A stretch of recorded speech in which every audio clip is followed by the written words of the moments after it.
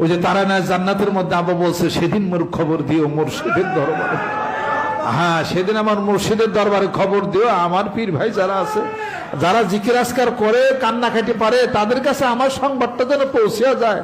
তারা একটু দোয়া করবে, ওই দোয়ায় আমি আল্লাহ পাকের কাছে জান্নাতে যাব।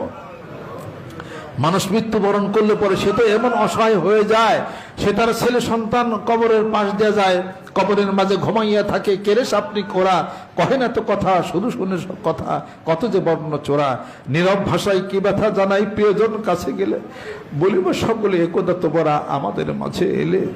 এই যে কথাগুলি অব্যক্ত বেদনার কথা, ওই মৃত ব্যক্তি বলতেছে, সবসময় বলে, ও প্রিয় স্ত্রী, ও আমার সন্তানেরা, আমার কবরের পাশে যাও, একবার সুবহানাল্লাহ বলো, একবার আলহামদুলিল্লাহ বলো।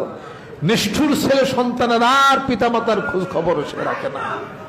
আর আজকের পীর, আপনার পীর ভাইরা দেখা হয়েছে, কথা হয়েছে, এখানে দোয়া হচ্ছে, এখানে একটা রশির বন্ধন হয়েছে, কলবের অন্তরের সাথে একটা বন্ধন হয়েছে, ওই বন্ধনের কারণে দোয়াগুলি অটোমেটিক যাচ্ছে, তো কারেন্ট পাস হচ্ছে, দোয়া হচ্ছে। হে আল্লাহ, যত মুরিদ মুত্তাকিন চিশতিয়া সাবিরের তরিকা মানিকগঞ্জ দরবার শরীফের সাথে সম্পৃক্ত যারা ছিল, যেখানে আছে, আল্লাহ তাদেরকে মুসিবত থেকে হেফাজত করো।